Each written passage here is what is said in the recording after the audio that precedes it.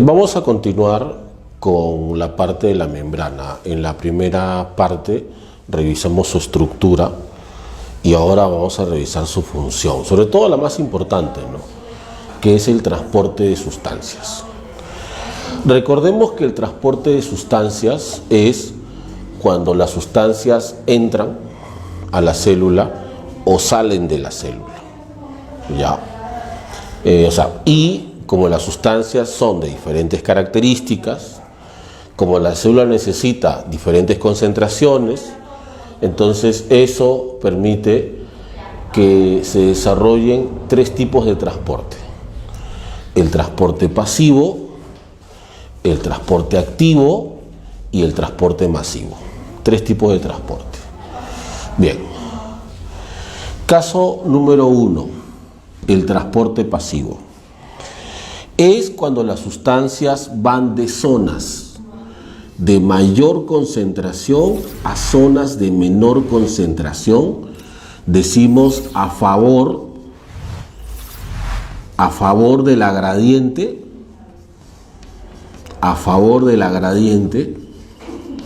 y sin gasto de energía. Esto no le cuesta energía a la célula. Sin gasto de energía. Bien. Perfecto. Pero ¿a qué se refiere ciertamente el transporte pasivo? ¿No? Entonces, mira. Imaginemos lo siguiente, ¿ya? Imaginemos que tenemos, por ejemplo, un recipiente, ¿ya?, y lo separamos con una membrana, ¿ya? Aquí las sustancias están más concentradas y aquí las sustancias están menos concentradas. Esto sería la zona A, la zona B, la zona de mayor concentración, la zona de menor concentración. Entonces, según la definición, la sustancia tendría que ir de A hacia B. Las moléculas pasarían de A hacia B. ¿Ya? Eso es lo que dice el transporte pasivo. Ahora, el tema sería ¿para qué? O sea, ¿por qué hacen eso? ¿Cuál es el objetivo de las membranas cuando hacen transporte pasivo? Mira, vamos a verlo así, en cámara lenta. Digamos que una de estas moléculas pasa al otro lado. Ya. ¿Sigue siendo A la zona de mayor concentración? Sí. ¿Sigue siendo B la zona de menor concentración? Sí. Entonces las sustancias siguen pasando. En cámara lenta. ¿Ya? Dime. ¿Sigue siendo A la zona de mayor concentración? No, ya no. Ahora están las dos en equilibrio. O sea, cuando las sustancias pasan de zonas de más a zonas de menos, tarde o temprano se van a equilibrar. Entonces, con este transporte, lo que buscan las células es el equilibrio de las concentraciones.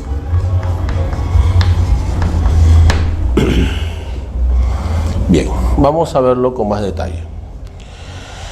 Imagínense que estas dos líneas amarillas me representan la bicapa lipídica, los fosfolípidos. Y este componente de rojo me representa a una proteína.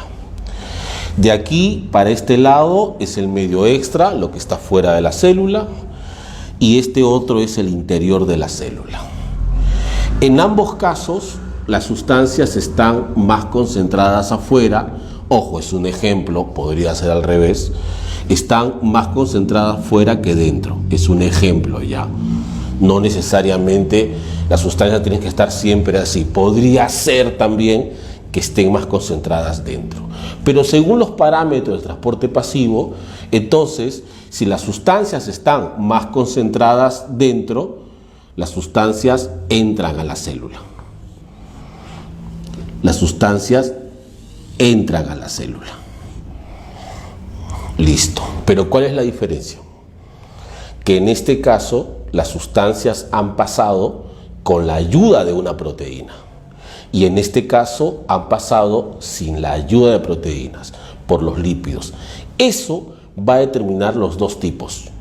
Cuando las sustancias pasan con la ayuda de proteínas, les decimos a eso difusión facilitada.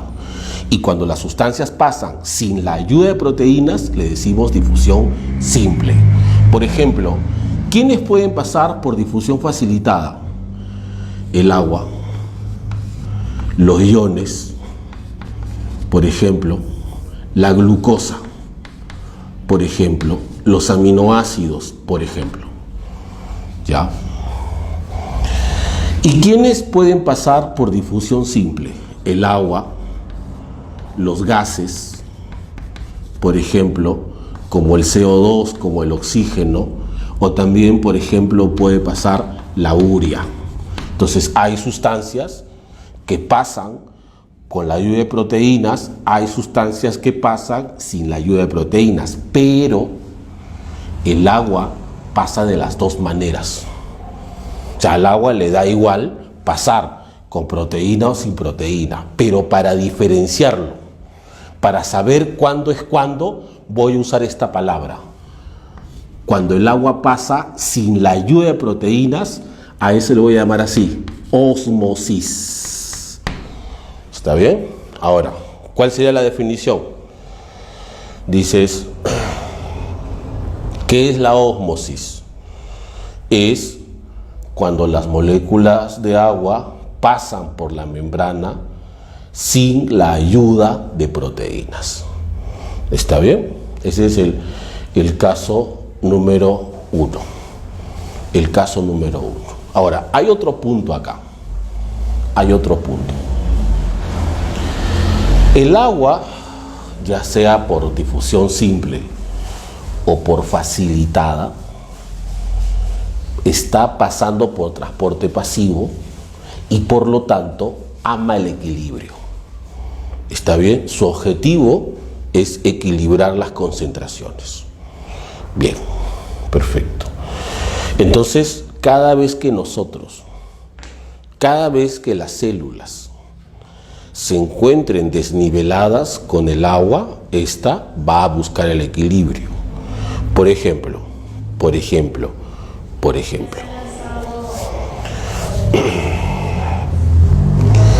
digamos que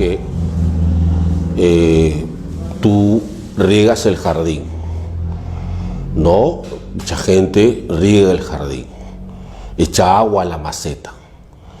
Perfecto. Entonces, en ese momento que tú echas agua, va a haber más agua en el suelo que en la raíz de la planta, ¿no? Entonces, como va a haber más agua en el suelo, mayor concentración, que en la raíz, menor concentración, entonces el agua va a entrar a la raíz. Por ejemplo, por ósmosis, ¿no? Y eso permite que las células vegetales se hidraten, ¿no? Eso sucede. O sea, siempre el agua, cuando encuentre el desequilibrio, va a querer equilibrar. ¿Ya? Ese punto es importante. Bien. Vamos al caso número 2, el transporte activo. ¿Ya? Es al revés del transporte pasivo. O sea, aquí las sustancias van de zonas de menor concentración a zonas de mayor concentración. Decimos en contra de la gradiente y con gasto de energía. Esto sí le cuesta energía a las células. Y si el transporte pasivo busca el equilibrio, el activo busca el desequilibrio. O sea, imagínate esto ya. Mira, imagínate que aquí las sustancias están más concentradas. Ya. A sigue siendo la zona de mayor concentración, B sigue siendo la zona de menor concentración. Pero ahora es transporte activo. O sea, ahora las sustancias tienen que ir de B hacia A. Ya, vamos a hacerlo en cámara lenta.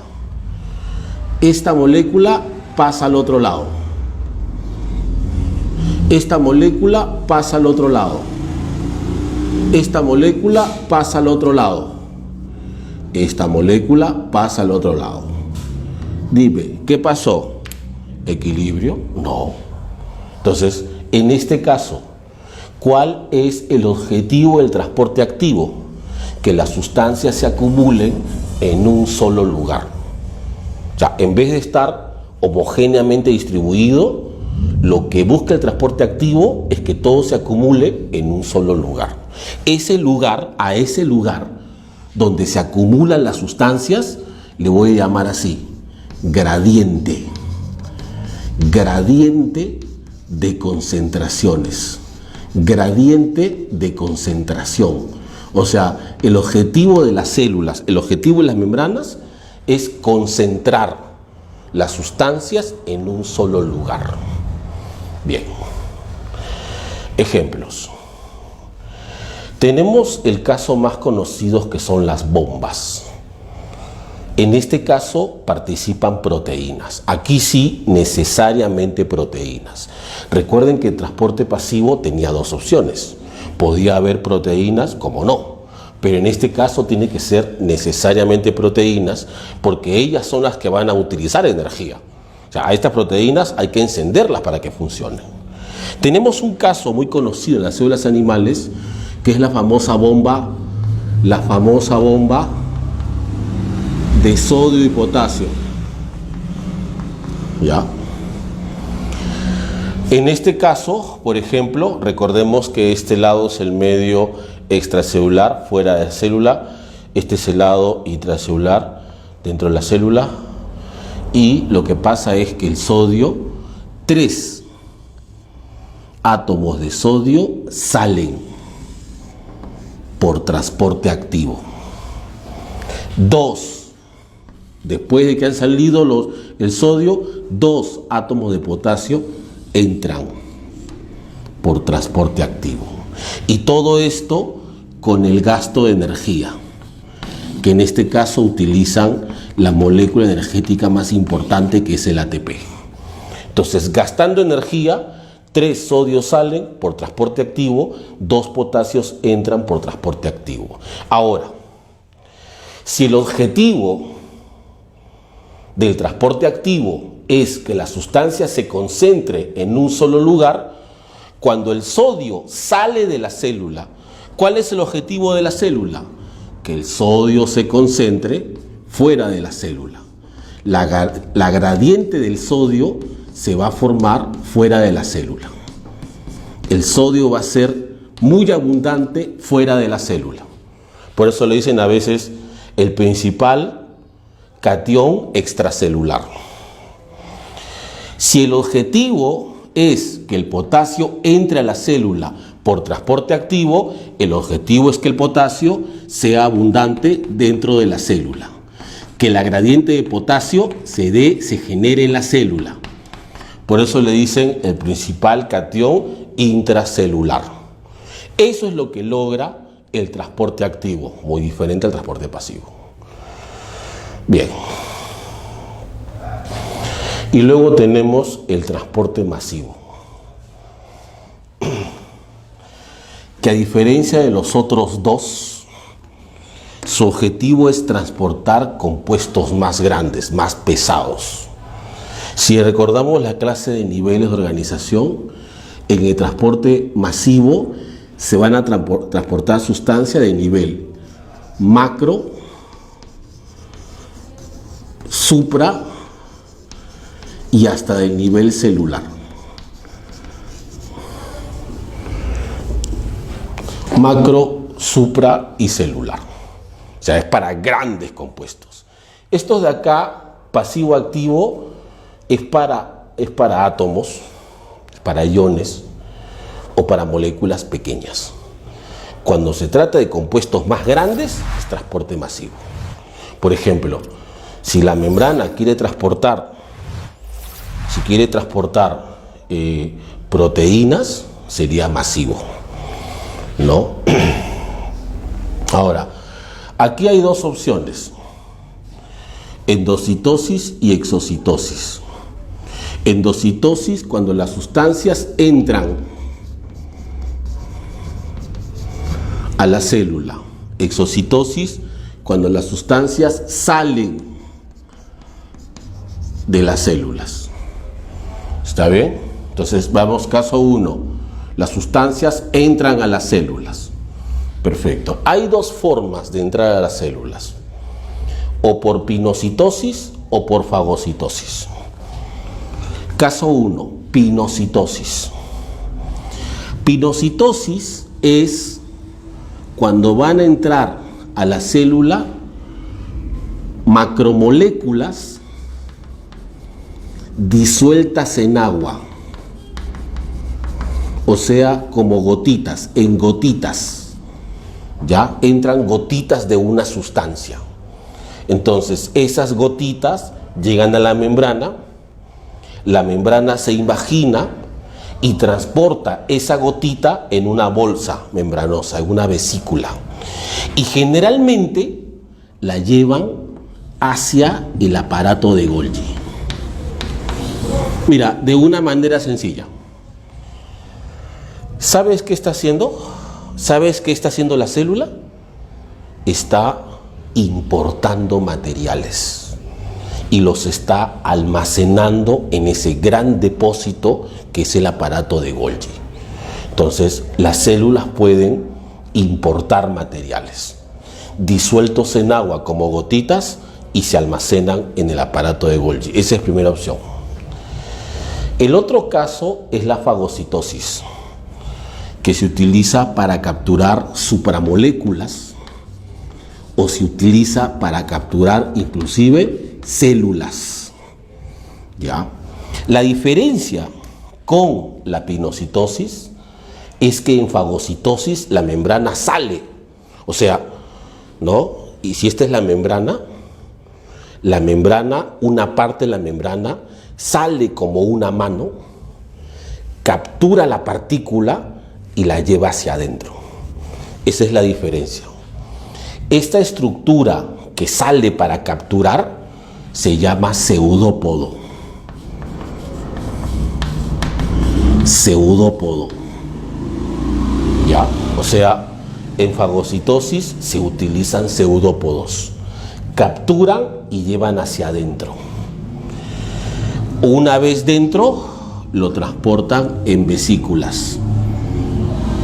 Y el destino de esas vesículas son los lisosomas. Los lisosomas están cargadas de enzimas hidrolíticas. Es como un estómago lleno de enzimas. Entonces, cuando este componente entra, el lisosoma lo rompe, lo degrada, lo procesa, lo digiere. Es su objetivo. ¿Ya? Profe, ¿por qué las células hacen fagocitosis? Para alimentarse. Los protozoarios hacen fagocitosis y esa es la forma en que se alimentan. Pero también lo pueden hacer los glóbulos blancos. Los glóbulos blancos, los neutrófilos, por ejemplo, hacen fagocitosis. ¿Para qué? Para matar células invasoras.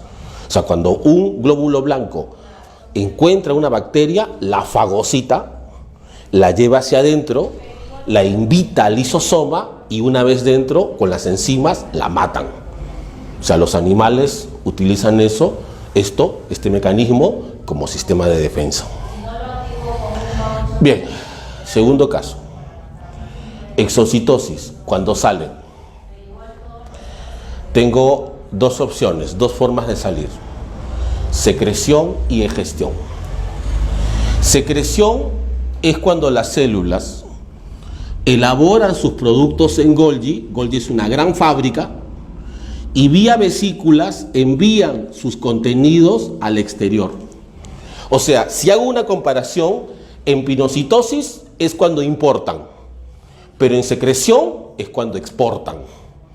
Las células hacen secreción para exportar sus productos.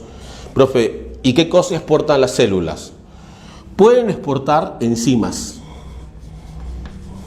pueden exportar hormonas, pueden exportar, por ejemplo, anticuerpos.